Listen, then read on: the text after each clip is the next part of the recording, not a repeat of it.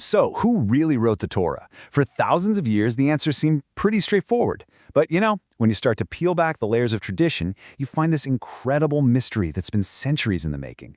Today, we're going to try and unpack one of history's greatest literary puzzles. This question, it just gets right to the heart of it, doesn't it? The Torah is revered as this divine text, but when you read it, it has such a human voice. It's filled with different styles, even some contradictions, and all these different perspectives. So how can it be both? That's the real mystery we're diving into. For centuries upon centuries, the answer was just undisputed.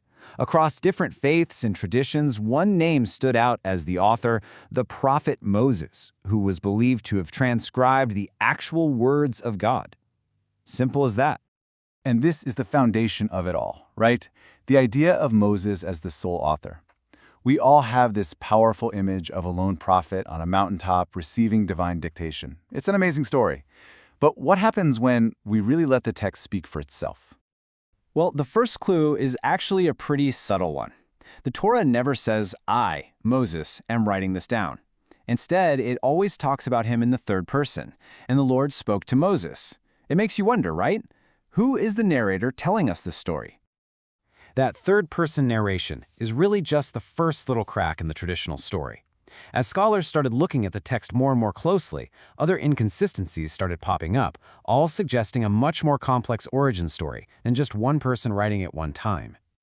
And here we have it, probably the most famous puzzle of all. The very last chapter of Deuteronomy, the last book of the Torah, gives this really detailed account of Moses' death and his burial. It's a beautiful ending, for sure, but it also presents a huge logical problem if he's the one holding the pen.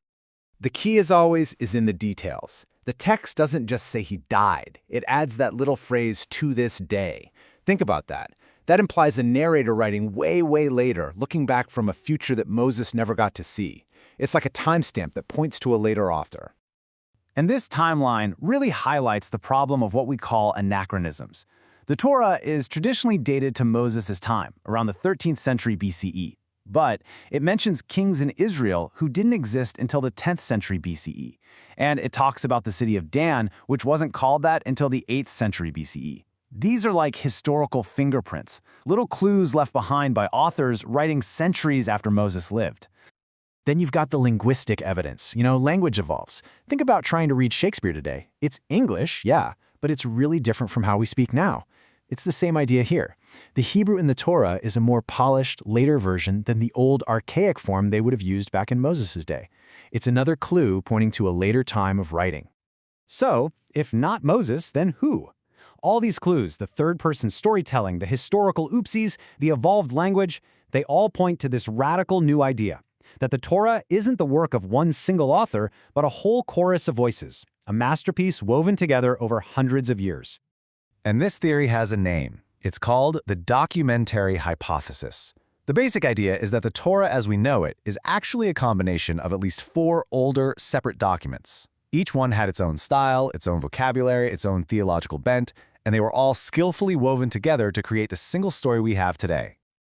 Okay, so let's meet these 4 main voices. First up, we have J, the Yahwist. This writer is a fantastic storyteller and uses the personal name Yahweh for God. Then there's E, the Elohist, who prefers the more formal name Elohim and tends to focus on prophets. Now, this isn't just a word choice. It might actually reflect the political rivalry between the southern kingdom of Judah, which used Yahweh, and the northern kingdom of Israel, which used Elohim.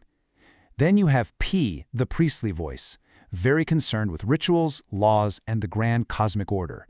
And finally, there's D, the Deuteronomist, whose passionate voice really rings out in the book of Deuteronomy, all about covenant and loyalty. But okay, having 4 different sources just raises another big question. Who wove them all together? How did all these separate threads become this one single tapestry? Well, this brings us to the final and maybe most crucial figure, the editor, or what some people call the great compiler.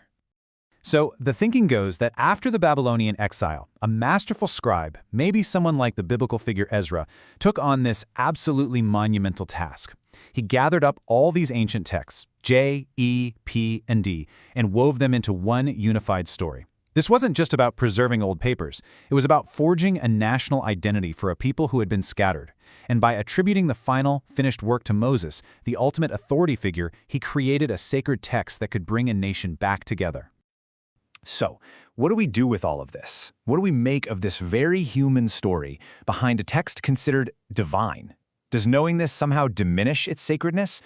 Well, for a lot of people, the answer is a definite no. In fact, it might just reveal a deeper, more profound kind of truth. This shift in perspective is just wow. It's so profound. Maybe the Torah wasn't just written by a people. Maybe it's the book that wrote a people, shaping their identity through its stories, its laws, and all its struggles over hundreds of years. When you look at it this way, the Torah becomes this incredible, living document.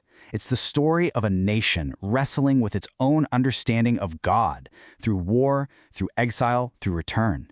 It becomes a human mirror reflecting a divine light, a testament to this ongoing conversation between a people and their God. And this brings us to a final, really provocative thought. If the Torah was co-authored by generations of people responding to the world around them, then maybe Revelation wasn't just a one-time event in the distant past. Maybe it's an ongoing process, a conversation that's still happening, even today, with a story that is still being written.